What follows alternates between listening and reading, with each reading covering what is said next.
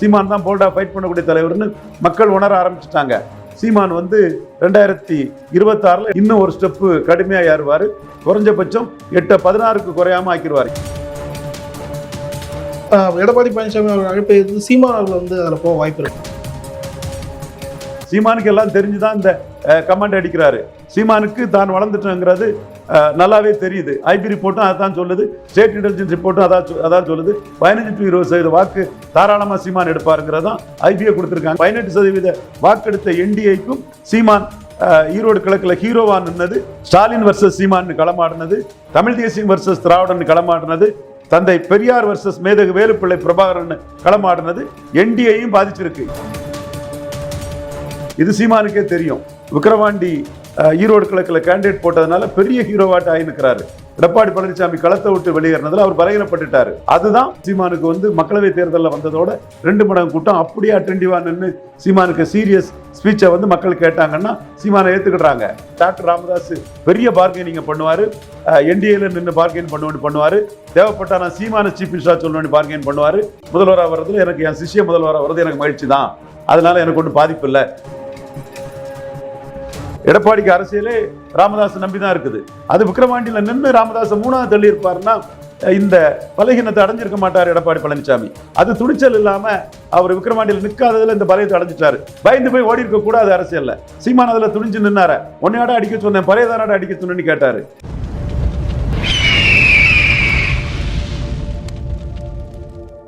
அரசியல் கருத நேயர்களுக்கு வணக்கம். இன்று நம்மோடு இணையும் சிறப்பு விருந்தினர் அரசியல் திறனாய்வாளர் திரு ரவீந்திரன் துரைசாமி அவர்கள். வணக்கம் சார். வணக்கம் நம்பி. எப்படி இருக்கீங்க சார்? நல்லா இருக்கு நம்பி. நல்லா இருக்கீங்களா? நல்லா இருக்கு சார்.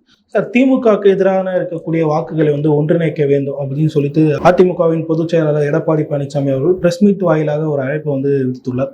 திமுகவுக்கு எதிராக இருக்கக்கூடிய நாம் தமிழர், பாமக, தாவேகா, பாஜக, தேமுதிக இவர்கள் அனைவரும் வந்து எடப்பாடி அவர்கள் இந்த அழைப்பை ஏற்று ஒன்றிணைவார்கள். தாவேகாவுக்கு எங்க ஓட்டு இருக்கு? சந்தடி சாக்குல ஜான் ஆரோக்கியசாமியோட பொய் பிரச்சாரத்துக்கு ரொம்ப விவரமான தம்பியும் பலி ஆயிட்டீங்களே.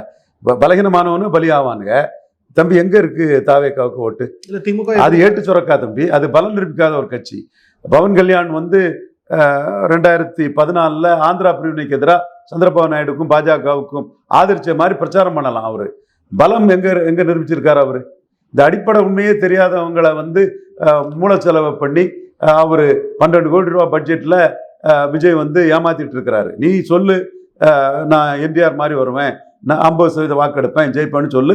204 கேண்டிடேட் கூட அது உன் தரமா துணிச்சல். அதை விட்டுக்கிட்டு நீ பலம் நிரூபிக்கிறதுக்கு முன்னாடியே சசிகலா அம்மையாரு, தீபா ஜெயக்குமார் மாதிரி ஒரு ஸ்டாச்சர் இருக்கு. அதை வச்சுக்கிட்டே உங்ககிட்ட ஓட்டு இருக்குன்னா எங்க ஓட்டு இருக்கு? யார் சீட்டு தருவா? சீமானே 30 சீட்டுக்கு தான் மதிச்சாரு. அதுவும் சீமான் கூட ஒரு தம்பி பல நிரூபிக்காதவருக்கு 20 சீட்டுக்கு மேல கொடுக்க கூடாது. சிவாஜிக்கு 50 சீட்டு கொடுத்து ஜானகி அவுட்டு. ஜானகி அடிபட்டுட்டாங்க, சிவாஜியும் காலி, மார்க்கெட்டு சினிமா மார்க்கெட்டும் காலி. அது என்ன வியாபாரமா அரசியல்ல? நீ விஜயகாந்த் நிரூபிச்சுட்டு வாங்க. பவன் கல்யாண் 19 நிரூபிச்சுட்டு 24 சாதிச்சிட்டாரு. நிரூபிக்கிறதுக்கு முன்னாடி விஜய்க்கு ஓட்டுங்கிற அந்த கள்ள கட்டுக்கதையை 12 கோடி வாங்கிட்டு ஜான் ஆரோக்கியசாமி பலகீனமான அரசியல் விமர்சகர்களை, பத்திரிகையாளர்களை இன்ஃப்ளூயன்ஸ் பண்ணி பண்றதை நான் எப்படி பார்த்துக்க முடியும்? நீ எப்படிப்பா அந்த கேள்வியை கேட்கலாம்? இல்ல, திமுக எதிர்ப்பு அரசியல்ன்றப்போ அவங்க பேசுறாங்க. அதனால என்னப்பா ஓட்டு நிரூபிச்சிருக்கிறாரு அவரு?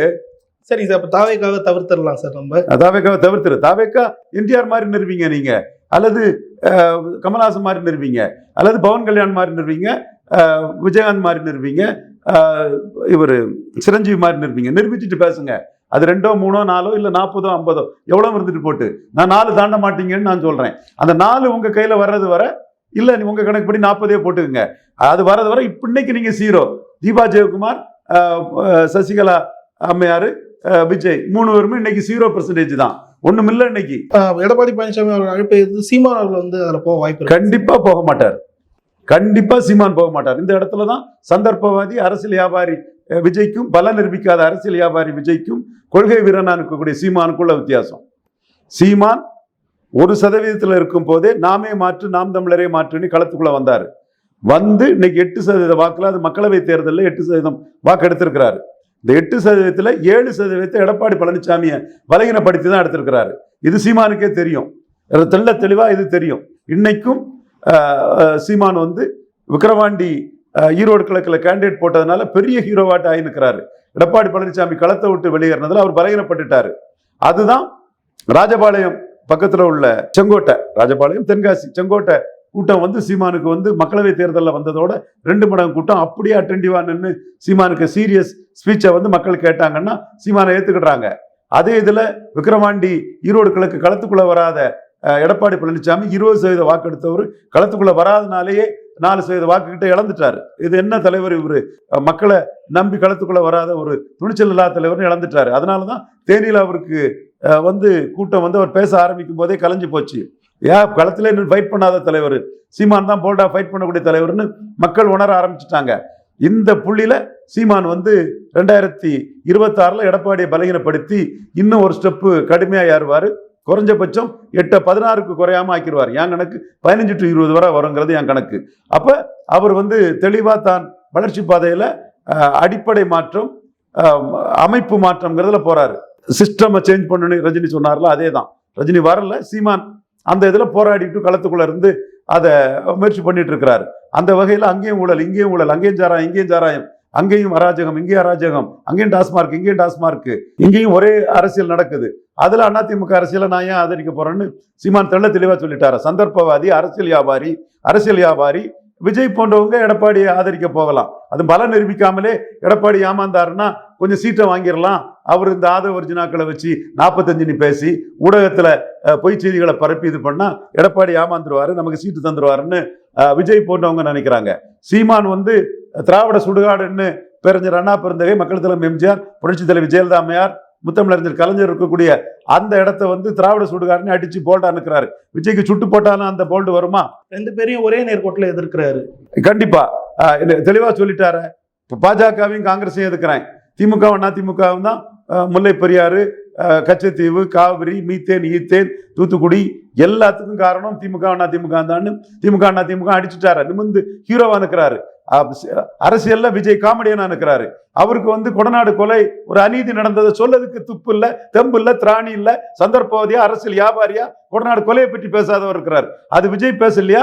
அல்லது விஜய் சுத்தி இருக்கக்கூடிய அரசியல் வியாபாரிகள் எடப்பாடி கிட்ட பைண்டிங் ஆகி விலை போயிட்டாங்களா? கொடநாடு கொலையை பற்றி ஏன் பேசல விஜய் இதுவரை?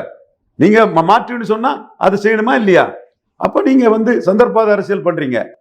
பட் எடப்பாடியோட இது வந்து திமுகக்கு எதிரால என்கிட்ட வாங்கினாங்க. சரி, 2024 அவர் கூட யார் போனாங்க? 1% வாக்கு பலம் நிரூபிச்சவங்க கூட எடப்பாடி கூட போக மாட்டாங்கன்னு நான் சொன்னேன். யாருமே அப்படி போகல. கடைசியில 1% பலம் 2021 நிரூபிச்ச தேமுதிகவுக்கு வேற வழி இல்லாம கேப்டன் சிம்பதியை வச்சு 5 சீட்டு கொடுத்தாரு. அதுதான் அவருக்கு வழி. இப்பவும் பலம் நிரூபிக்காத விஜய்க்கு வந்து ஒரு 15 சீட்டு வரை கொடுத்தா விஜய் போனா ஏத்துக்குவாருங்க நிலைமையில தான் அவர் இருக்கிறாரு. பலம் நிரூபிச்ச யார் இப்ப அவர் கூட போறதுக்கு தயாரா இருக்காப்புல? தேமுதிக அவர் கூட்டணியிலே இருக்கிறாங்க. ஓகே, பாமக என்டிஏக்குள்ள இன்டாக்டா இருக்காங்க. நிச்சயமா விக்கிரவாண்டியில வந்து எடப்பாடியை துரத்திட்டாங்க. மன்னிய கவுண்டரான டாக்டர் ஐயாவுக்கு பயந்து வெள்ளாள கவுண்டரான எடப்பாடி பழனிசாமி விக்கிரவாண்டி களத்துக்குள்ள வரல. இத்தனைக்கும் அவர்கிட்ட வன்னிய கவுண்டர்கள் KP முனுசாமி, CV சண்முகம், அன்பழகன், துரைக்கண்ணு குடும்பத்தினர், தென் வீரமணி பல பேர் இருந்தும் துணிச்சல் இல்லாம அவர் களத்தை விட்டு ஓடிட்டாரு. 10.5க்கு என்ன சொல்லன்னு தெரியாம ஓடிட்டாரு. ராமதாஸ் எமர்ஜி ஆயிட்டு 3வது போயிட்டா மாட்டிக்கிடுவோம்னு ஓடிட்டாரு. சீமான் அந்த இடத்துக்குள்ள களத்துக்குள்ள வந்து நின்னாரு. ஜாதிவாரி கணக்கெடுப்பு நடத்தி தான் இடஒதுக்கீடு கொடுக்கணும்னு களத்துக்குள்ள நின்னாரு. அது எடப்பாடியை பாதிச்சிருக்கு. இப்ப டாக்டர் ராமதாஸ் உடனே ஒரு கூட்டத்தை வந்துருவாரா? வாய்ப்பு இல்லையே சார். பெரிய விலை கேட்பாரு ராமதாஸ். ஏன்னா ராமதாஸ் இல்லைன்னா இவர் எதிர்கட்சி தலைவராட்டே எடப்பாடி வர முடியாது. எடப்பாடிக்கு நல்ல ஓட்டு கிடைச்சது சேலம் 38%, சிதம்பரம், விழுப்புரம் 35க்கு மேல, கள்ளக்குறிச்சி, நாமக்கல். இங்க ஸ்டாலினோட பெரிய தலைவர் MK ஸ்டாலினோட ஐயா எடப்பாடி பழனிசாமி இந்த பகுதியில் பெரிய தலைவர், மாற்றமே இல்லை இந்த தொகுதிகளுக்குள்ள. ஆனா இன்க்ளூடிங் தர்மபுரி உட்பட, தர்மபுரிக்குள்ள 33% வாக்கெடுத்த ஸ்டாலின் கூட்டணி பலத்துல தான் எடுத்தாரு. இவர் எடப்பாடி 23% எடுத்தது வன்னியர்கள் அவரை 10.5க்காக கொடுத்த ஆதரவு. இந்த எடப்பாடி பழனிசாமி விக்கிரவாண்டியில பலகீனமாகி களத்துக்குள்ள வராம பலகீனப்பட்டு நிற்கிறாரு. அப்போ அவருக்கு டாக்டர் ராமதாஸ் இல்லைன்னா வட தமிழக அரசியல் இல்லை.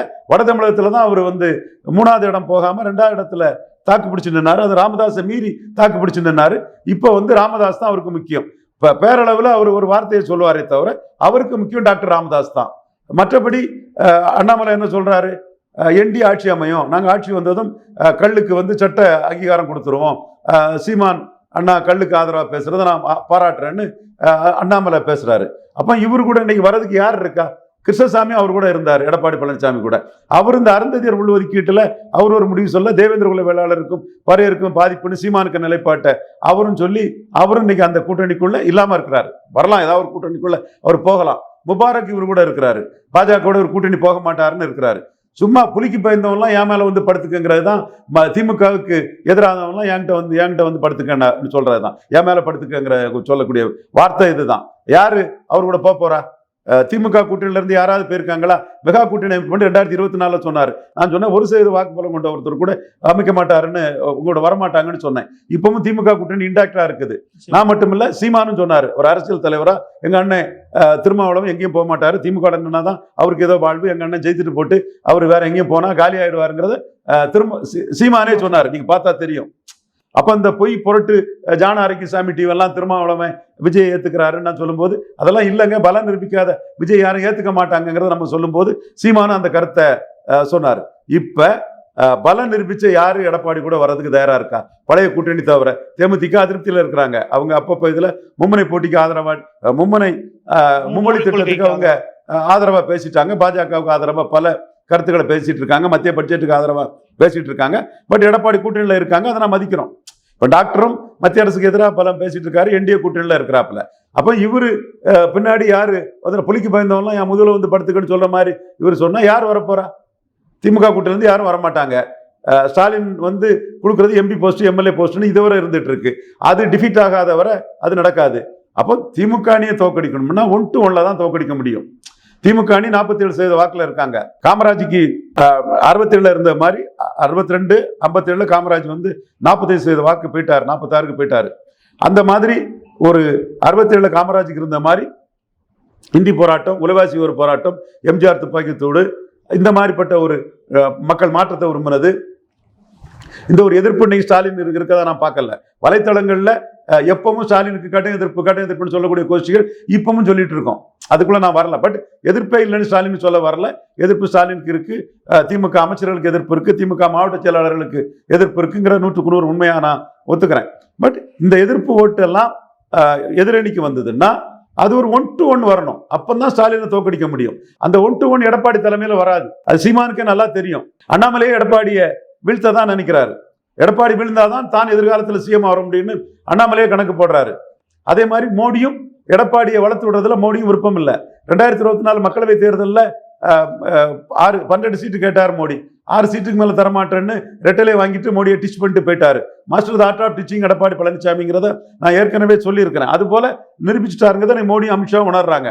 அப்படி இருக்கும்போது எடப்பாடி பழனிசாமியை வந்து எப்படி மோடி சிஎம் கேண்டிடேட்டா சொல்லுவாரு? ஸோ அதுக்கு வாய்ப்பு இல்லை. வேற யார் இருக்கா எடப்பாடி பழனிசாமி சிஎம் கேண்டிடேட்டா சொல்றதுக்கு? திமுக அணி இன்டாக்டா இருக்குது, என்டிஏ இன்டாக்டா இருக்குது, விஜய் பலம் நிரூபிக்காதவரு. அப்ப யாரு பலம் நிரூபிச்ச ஒருத்தர் புதுசா எடப்பாடி சொல்றதுக்கு யார் இருக்கா?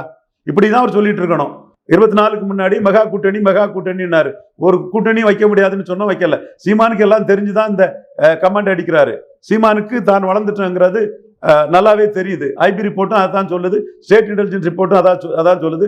15 to 20% வாக்கு தாராளமா சீமான் எடுப்பாருங்கிறதான் ஐபிஏ கொடுத்துருக்காங்க. ஐபி ரிப்போர்ட்ல என்டிஏ ஈரோடு கிழக்குல நிற்காதது தவறு, அதுல சீமான் ஹீரோ ஆயிட்டாரு. களத்துக்குள்ள களமாடக்கூடிய ஒரு தலைவர் தான் மக்கள் மதிப்பாங்க.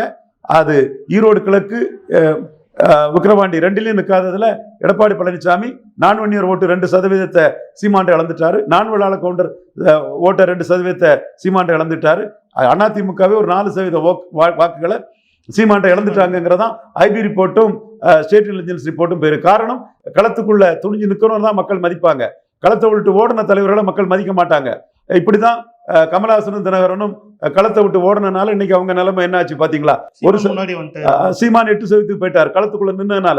இத்தனைக்கும் சீமானுக்கு வந்து அன்னைக்கு விக்கிரவாண்டி எல்லாம் 1.5% தான். நாங்குநேர்லாம் ஹரிநாடாரு கீழே, தென் வெள்ளூர்லாம் 2.6%. இது நாணயமான, நேர்மையான, உண்மையான, மொழி துவேஷம் சீமான் மேல இல்லாத, சமூக நீதிக்காக சீமான் பாடுபடுறாருங்கிறதுக்காக ஆதிக்க ஜாதி எண்ணம் இல்லாத எந்த ஒரு அரசியல் முறைகளும் ஒத்துக்கிடுவாங்க, தரவுகளோட சொல்லுவாங்க.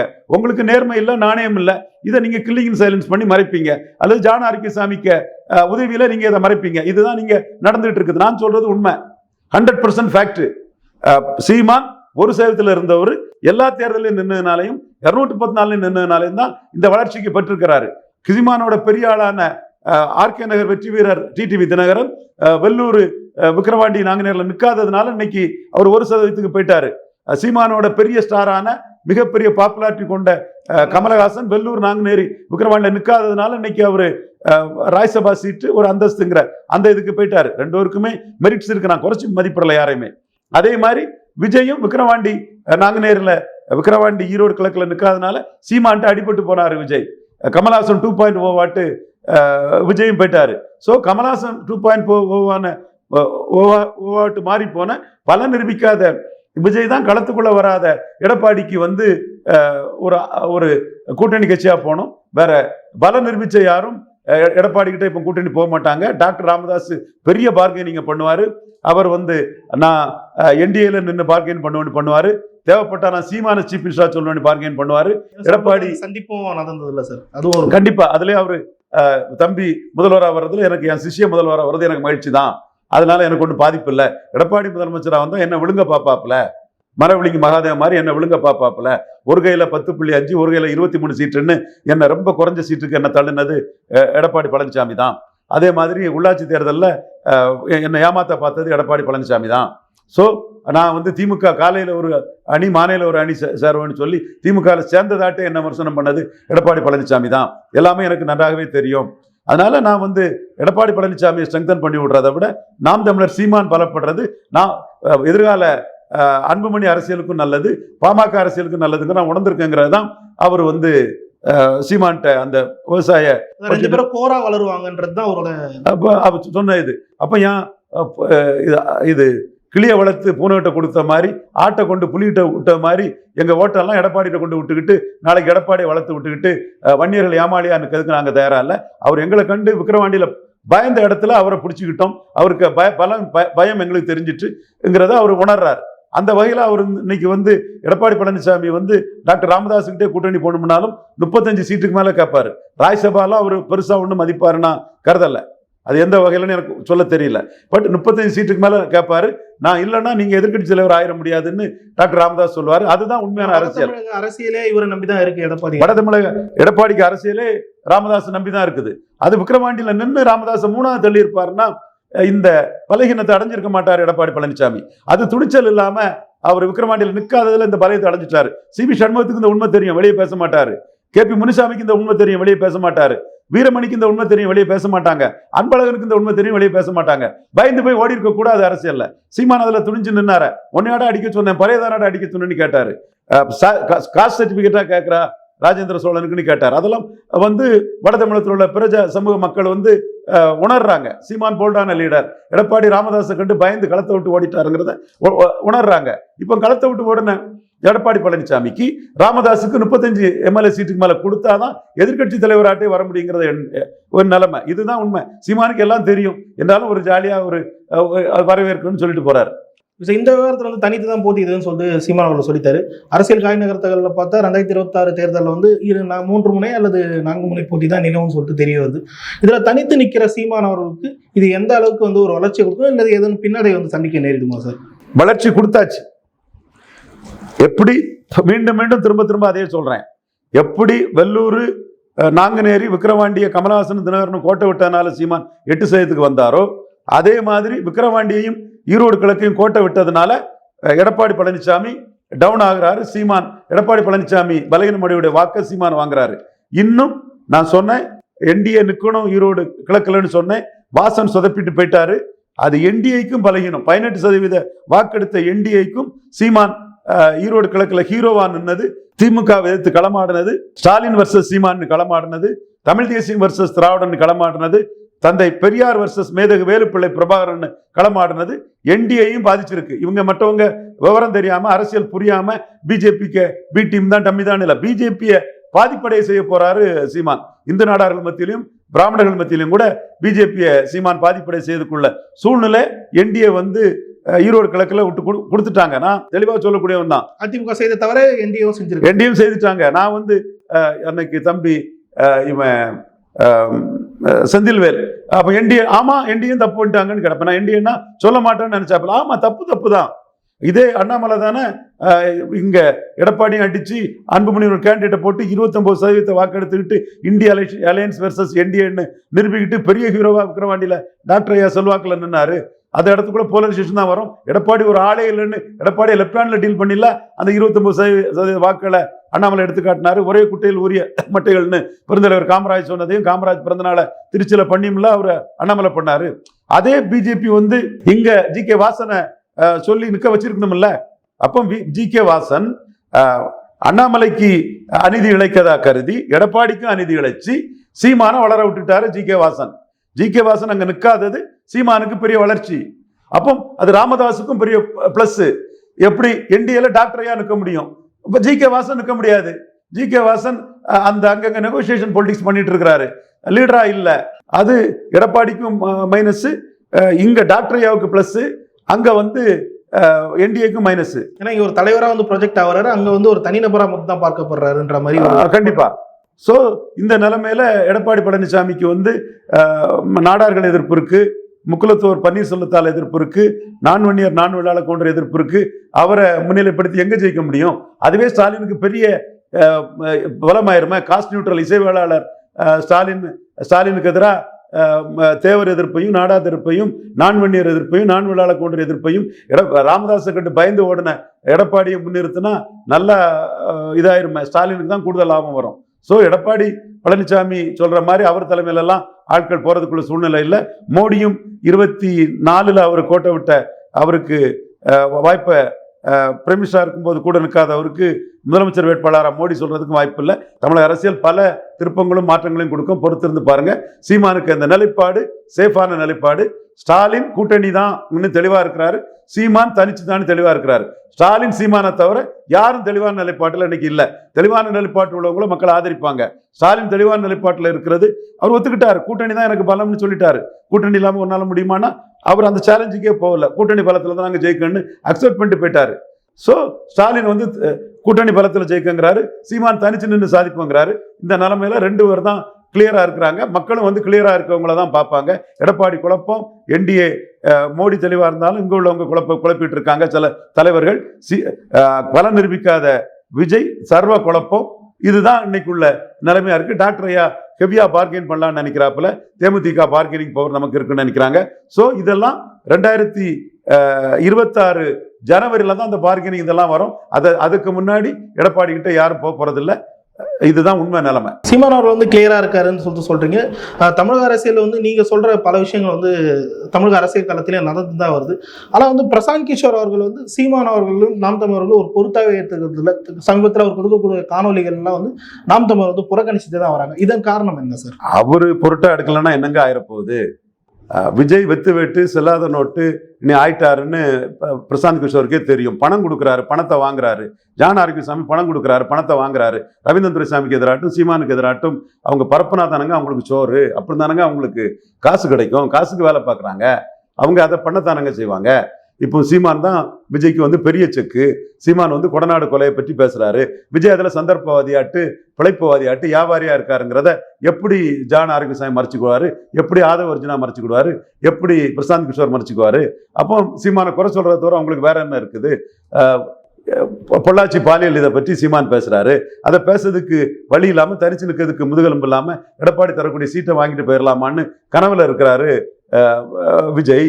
அப்போ விஜய்க்கு பிராண்டிங் ஆட்களும் விஜய்க்கு காசு வாங்கிக்கிட்டு 12 கோடி வாங்கிட்டு பத்திரிகைகளை செய்தி பரப்பவங்களும் சீமானுக்கு எதிராக தானங்க பரப்புவாங்க. இது இயல்பு தானங்க. தூத்துக்குடி துப்பாக்கிச்சூட பற்றி சீமான் பேசுறாரு, விஜய் அதை பேசுறதுக்கு முதுகெலும் பெற்றவராக இருக்கிறாரு. எடப்பாடி கூட கூட்டணி அதனால பாதிச்சிருமோன்னு அச்சப்பட்டு இருக்கிறாரு. அப்போ அவருக்கு பணம் கொடுத்து அவர் என்கேஜ் பண்ணக்கூடியவங்க சீமானை ஏற்று தானங்க பேசுவாங்க. இது இயல்பு தானங்க. அதிமுக ஊழல் அமைச்சர்கள் ஏன் கைதாகலன்னு சீமான் கேட்குற மாதிரி விஜய் கேட்கறதுக்கு ஒரு சந்தர்ப்பவாதியாட்டு அரசியல் வியாபாரியாட்டு அதை கேட்காம இருக்கிறாரு. அதிமுக ஊழல் பணத்துல தான் இவர் செலவழிக்க பணத்தை நாளைக்கு வாங்க வேண்டியது இருக்கு. அப்போ ஆதவ அர்ஜுனா புரோக்கரா யார் புரோக்கர்னு தெரியாது. அப்போ அவர் எப்படிங்க அதை விஜய அவர் எப்படிங்க சீமானுக்கு ஒரு இமேஜ் வர்றதை விரும்புவாரு? ஸோ விஜய் தான் ஆதவ அர்ஜுனாக்கள், ஜான் ஆரோக்கியசாமிகள், தென் பிரசாந்த் கிஷோர்களுக்கு என்கேஜ் பண்ணி பணம் கொடுத்து சீமான் போல்டா நிற்கிறாரு. திமுகவே அதிமுகவே அடிக்கிறாரு. ஒரே குட்டையில் உரிய மட்டைகள்னு அவருக்கு தத்துவ தலைவர் காமராஜ் சொன்ன வார்த்தையை சீமான் சொல்றாரு. திமுகவும் காங்கிரஸும் தான் திமுகவும் அண்ணா திமுகவும் தான் எல்லா துயரத்துக்கும் காரணம். பாஜகவும் காங்கிரஸும் தமிழர் நல்ல அக்கறை இல்லாத கட்சிகள்னு 4 கட்சியும் அடிச்சு நிற்கிறாரு. அப்படி நிற்கிறதுக்கு விஜய்க்கு துணிச்சல் கிடையாது. காங்கிரஸ் ராகுல் காந்தி மாநாட்டுக்கு வரமாட்டாரான்னு எதிர்பார்த்தாரு. அவருக்கு ஸ்டாலின் தான் முக்கியம்னு அவங்க போயிட்டாப்புல. அடுத்தால இவர் எடப்பாடி தன்னை கூட்டணியில் சேர்க்க மாட்டாரான்னு ஆளா பறக்கிறாரு. எடப்பாடிக்கு ராமதாஸ் தான் முக்கியம்னு அவர் இருக்கிறாரு. இதுதான் பொசிஷன். அப்போ இந்த இடத்துக்குள்ள சீமானுக்கு அரசியல் விஜயை ரொம்ப ஒரு சிரமத்துக்கு உள்ளாக்குது. அவரு என்ன அவரோட நிலைப்பாடே ஒரு கொள்கையற்ற சந்தர்ப்பவாத அரசியல் வியாபார நிலைப்பாடு. செலக்டிவா இருக்கிறாரு. ஊழல் எதிர்ப்புல அதிமுக பற்றி பேசல, வாரிசு அரசியல்ல காங்கிரஸை பற்றி பேசல, இவர் சந்தர்ப்பவாத அரசியலுக்கு வந்திருக்காருன்னு சொல்லும் போது சீமானோட தெளிவான அரசியல் தான் இவரை அடிக்குது. ஸோ சீமானுக்கு எதிராக ஜான் ஆரோக்கியசாமி, பிரசாந்த் கிஷோர், ஆதவர்ஜனா இவங்களை என்கேஜ் பண்ணி அவர் பேசுற இயல்பு தானங்க.